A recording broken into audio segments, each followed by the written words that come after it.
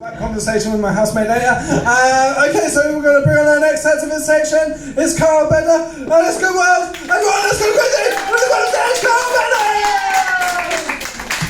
Way too sweaty to house up, man. Hello. What you're about to witness is no illusion, because I don't know magic. My name is Kyle. My mother called me Kyle back in the 90s, when it was still legal to call children Kyle. I'm not really a big fan of my name.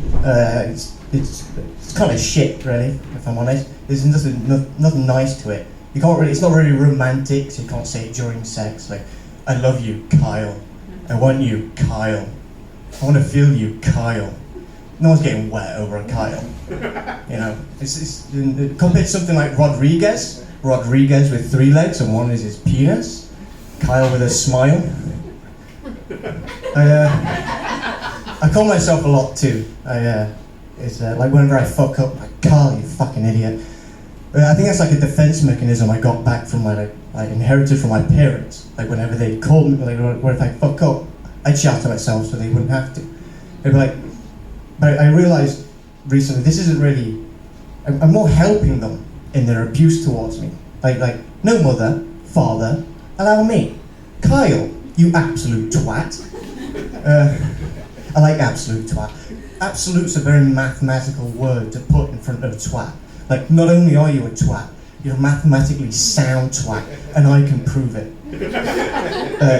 Talking about twats, my dad, he's bold and angry, so he's much like Dobby with a coke addiction. Despite having like anger issues, his mashed potato is blissful. He'd always say, "I'd rather beat my potatoes than my kids." My mum's a little different. She's like a coke addict with a coke problem. She used to hit us with a dog chain when I was younger, which it wasn't that bad. I just wish he took the dog off first. My mum met my dad actually when he was planning to rob her house before she went on holiday. And alright, 20 years later, happily married. As you can imagine, the life's pretty fucking shit. My dad wonders what he's done wrong to deserve all this.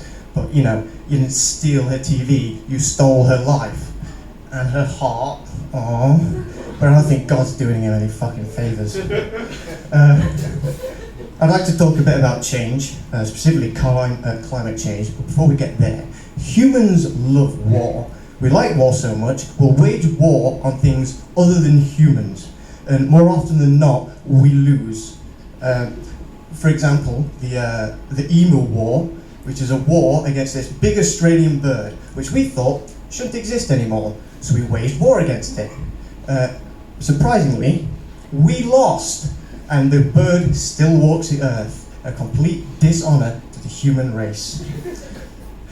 Another thing we've waged a war against a lot is snakes, tons of snake wars. It's always the bad snakes, you know, that seem to infest and invade. It's never the good snakes.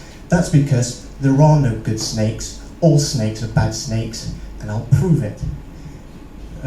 The word snake is used to describe deceitful, I always forget this fucking word. It's used to describe deceitful and sinister people.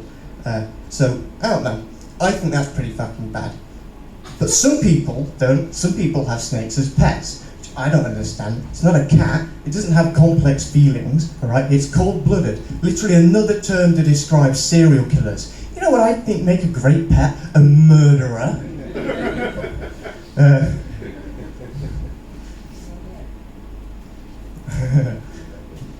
What was I going to say? Mother Nature. That's it. I think we need to like learn our place.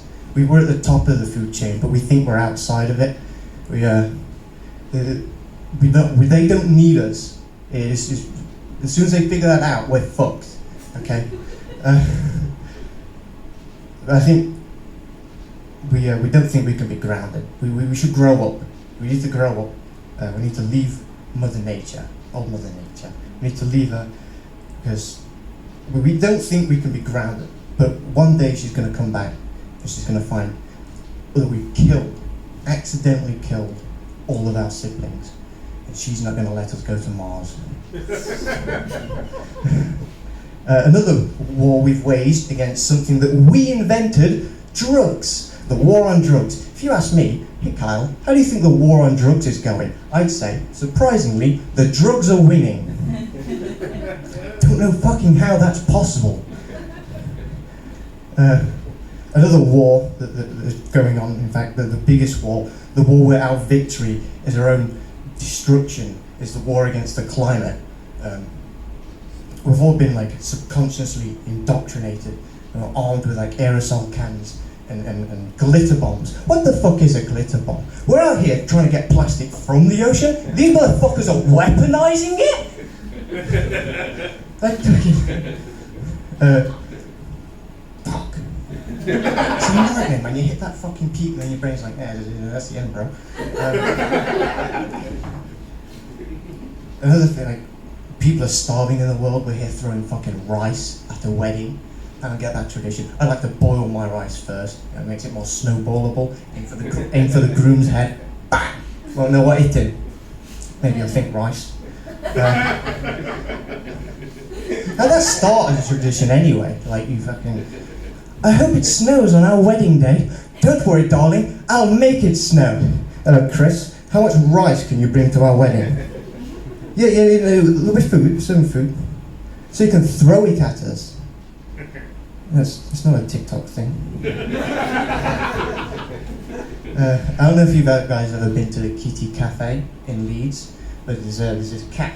It's a place that serves food and drink, and there's cats everywhere. It's a cat rescue centre. And what blows my fragile mind is that it somehow, despite being infested with felines, they managed to maintain a hygiene rating of 5. 5. Fucking cats everywhere. 5.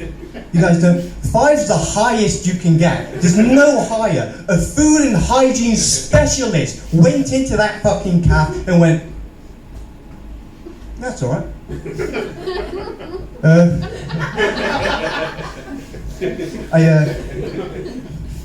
No, the place is pretty clean. The food's great. Yeah. The floor is just a vacuum. The cats are fucking... you've got to expect a food hygiene of 5, you know? It's cats everywhere. You won't find Ratatouille working in that fucking kitchen, mate. Alright? I paid, it cost £6 to get in. Fucking, that's a cat, not a nightclub. But I went in the evening, all the cats have been like played with and petted to high heaven, so they're all just relaxing. And I didn't really want to force myself onto a cat. So I just sat there and watched cats. Much better than the actual movie, which overwritten in my opinion. Yeah, and so I was just sitting there, just watching them, and while I was there I completely forgot where the joke goes. And so I'll try and make something up. Oh yeah, that's it. So cats are like professional masseuse critics, right? And imagine being a professional masseuse critic, like the most relaxed person on the planet. If they leave a bad review, you fucking earned it. And film critics, like what did those guys do on the weekend, hey? Like, hey, do you want to go see a movie this Saturday? Fuck's sake, Jessica. I don't think 5 days is enough. Alright. That has been my time. Thank you very much for bearing with me. You can find me on social media as Short for Change, because I'm very proud. And I cut my own hair because I'm a stand-up comedian, and that is also a joke.